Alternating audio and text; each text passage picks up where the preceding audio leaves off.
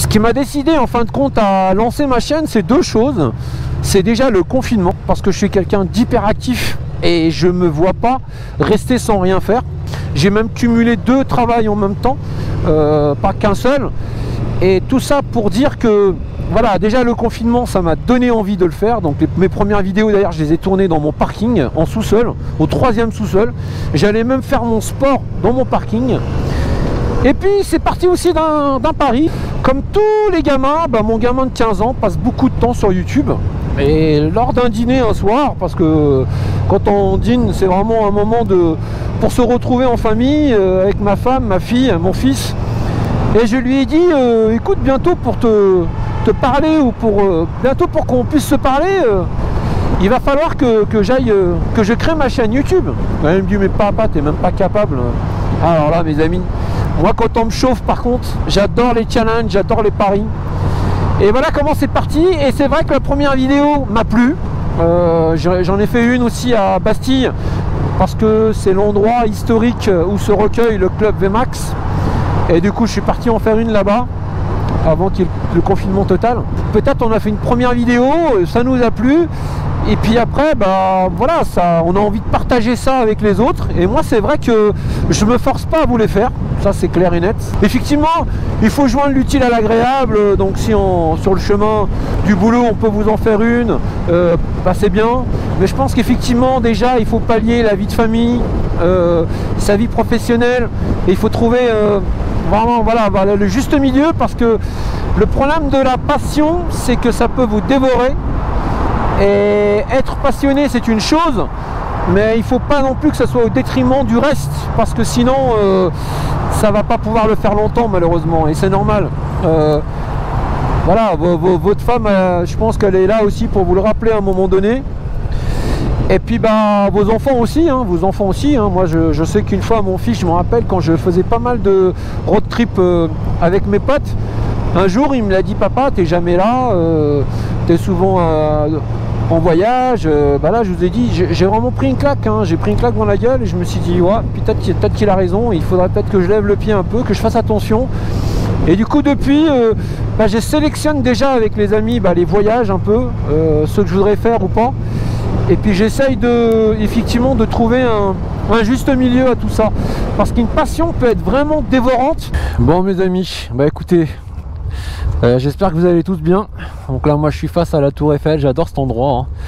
Donc ce que j'étais en train de vous dire, c'est que là dans le précédent épisode, j'étais en train de vous parler de mon super tonton Idir, mais vraiment un homme qui m'a apporté énormément de choses.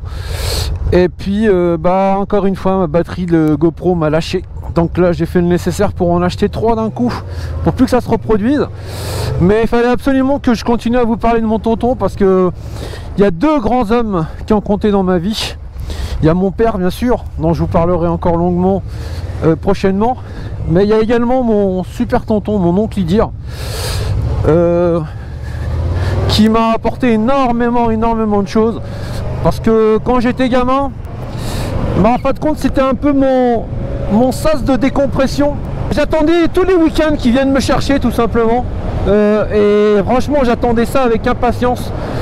Parce que du coup ils venaient me chercher et ils m'emmenaient au cinéma, au restaurant. Il habitait du côté de Barbès. Et franchement des souvenirs mais comme jamais. Et c'est un tonton qui m'a tout appris, mais vraiment tout appris. Énormément de choses, parce que chez nous malheureusement il y a des choses qui sont tabous.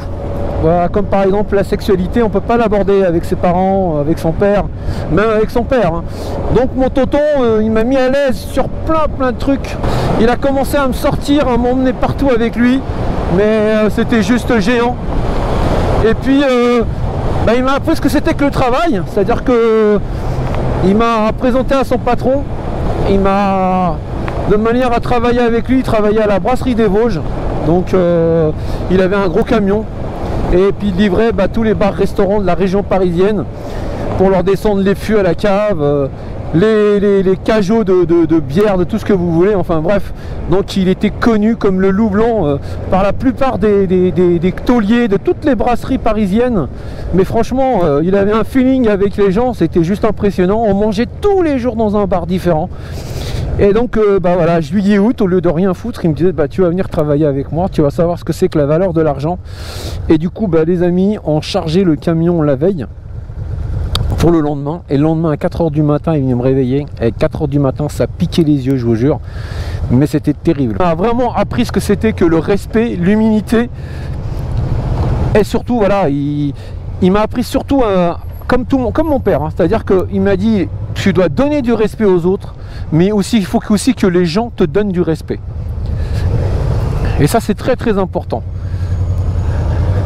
Et c'est vrai que de ce côté-là, on a été élevé de cette manière, en donnant du respect aux autres et en se faisant respecter.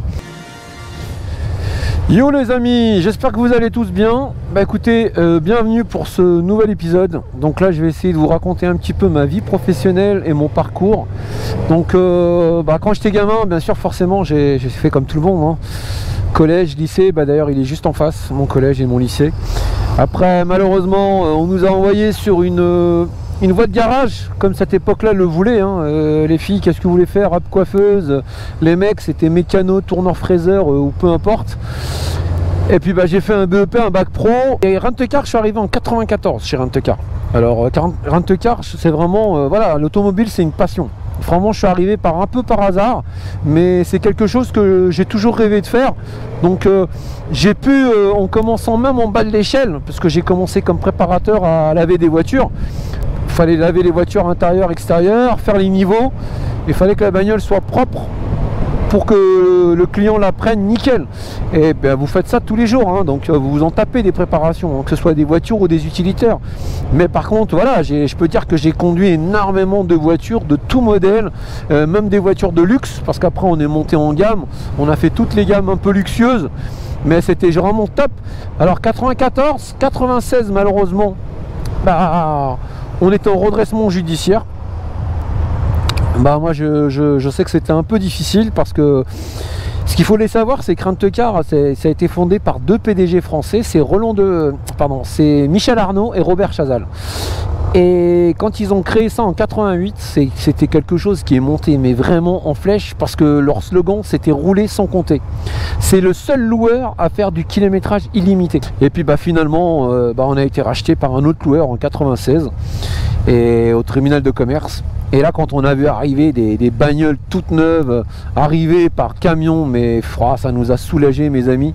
C'était juste génial, quoi. C'était un truc de fou. Ce qui est bien, c'est que cette entreprise m'a fait confiance. Et après, j'ai aussi prouvé de quoi j'étais capable pour pouvoir justement avoir le poste que je voulais. Donc moi j'ai commencé après agent de comptoir, responsable d'une seule agence que j'ai amené vraiment très très loin. C'était à Boulogne d'ailleurs, l'agence de Boulogne-Billancourt. J'ai commencé agent de comptoir à Paris 16. Et puis par la suite, en 2000, dans les années 2000, ils ont créé un poste de chef de groupe, chef de secteur, où là j'avais plusieurs agences de location à gérer, donc plusieurs personnes également. Il y a à peu près 3 à 4 personnes par agence. Et c'est ça qui m'a plu, c'est que moi franchement gérer l'humain c'est quelque chose que j'adore. Et je pense que voilà, ils ont peut-être vu mon potentiel, les résultats étaient là. Et à partir de là, quand j'ai commencé à avoir 2 agences, 3 agences, 4 agences, 5 agences, et là je me suis éclaté, parce que là j'ai commencé à retrouver un petit peu le management que j'avais avant. Et franchement, moi l'humain c'est... Et puis ma satisfaction personnelle, c'est quand je prends quelqu'un en bas de l'échelle et que je le ramène tout en haut. J'ai pris des préparateurs qui sont devenus responsables d'agence. Et ça, mes amis, c'est une satisfaction personnelle. Franchement, ça c'est juste extraordinaire. Et voilà les amis, donc du coup, voilà, donc dans la vie, on n'a rien sans rien. Il faut travailler dur. C'est pour ça que aujourd'hui j'ai 2 enfants et c'est ce que je leur dis, mais de toute manière, il faut avoir un maximum de bagages scolaires, surtout aujourd'hui. Mais à l'époque, c'est vrai qu'on avait cette possibilité quand même d'évolution. La promotion interne, mes amis, pour moi, c'est une force énorme. Pourquoi? Parce que quand vous commencez en bas de l'échelle comme moi, à la racine du métier, et que vous passez par toutes les couches comme un millefeuille, vous savez exactement quel poste correspond. Vous êtes passé par tous les postes. Ça veut dire que vous pouvez même remplacer un collègue qui n'est pas là ou qui est en maladie ou en vacances. Vous connaissez son métier, vous l'avez fait, vous êtes passé par ce poste là. avant d'arriver tout en haut, mes amis, c'est bien d'arriver, de commencer par le bas. Et le problème d'aujourd'hui, et ça c'est un reproche que je fais à l'ensemble des entreprises d'aujourd'hui, c'est qu'elles ont tendance à recruter des gens, et des fois des gamins qui sortent des écoles, hein, et les mecs en fin de compte, ils sont parachutés par le haut sans connaître le bas. Et ils veulent venir t'apprendre ton métier.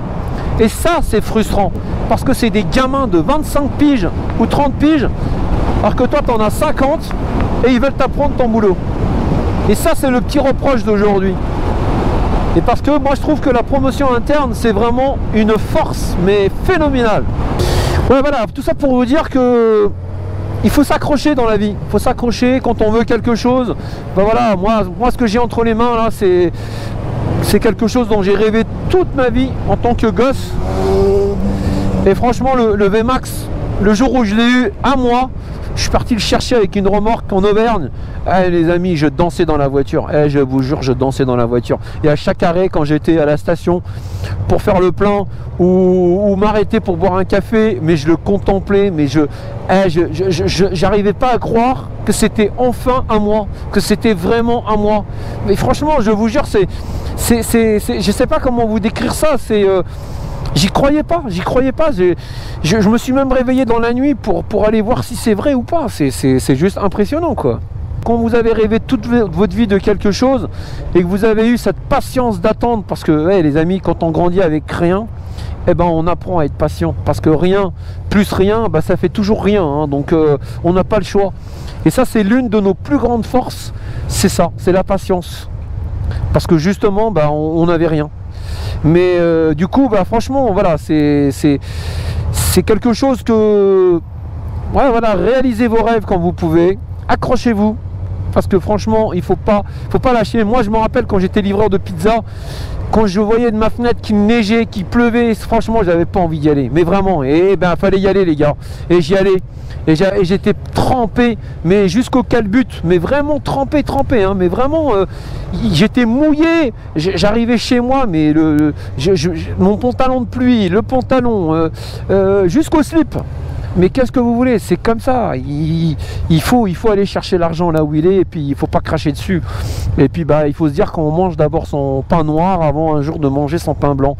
Donc après voilà, moi ce que je trouve un peu dommage, et le reproche que j'ai pour les gens, c'est les gens qui n'ont pas la volonté de tout ça, et par contre qui ont envie ta place quand tu es tout en haut, et ils voient que la finalité parce que tu as réussi et parce que tu es en haut. Ouais, mais regardez le chemin, regardez derrière vous. Et c'est ça aussi les amis, il faut jamais oublier d'où vous venez. Ça c'est très important, parce que certaines personnes, sous prétexte qu'elles ont réussi, elles ont complètement zappé leur passé, et ça par contre non, ça je peux pas. Moi de temps en temps, ce que j'adore, c'est regarder derrière moi justement, pour voir tout ce long chemin parcouru, et pour voir justement où j'ai réussi à arriver, quoi, franchement. Et alors par contre c'est vrai que quand on a côtoyé la misère, les amis, on a l'œil du tigre. Franchement, l'œil du tigre, on l'a en permanence. Et ça, c'est vrai. Moi, quand je veux quelque chose, je me le mets dans la ligne de mire. Et tel Terminator, je vous jure que je ferai tout pour y arriver et pour arriver à mes fins. Ça demandera le temps que ça demandera. Par contre, moi, je compte pas en temps. Ça m'est complètement égal. Parce qu'encore une fois, j'ai une patience de dingue. Mais je sais qu'au bout du bout, je l'aurai. Voilà. Et ça, c'est valable pour tout. Pour tout, mes amis. Et ça, c'est juste extraordinaire. Bon, écoutez, là, je suis arrivé. Hop, allez, je vais passer. Terminé, parce que sinon, on va jamais y aller. Bah, je vous dis à très bientôt, les amis. À plus.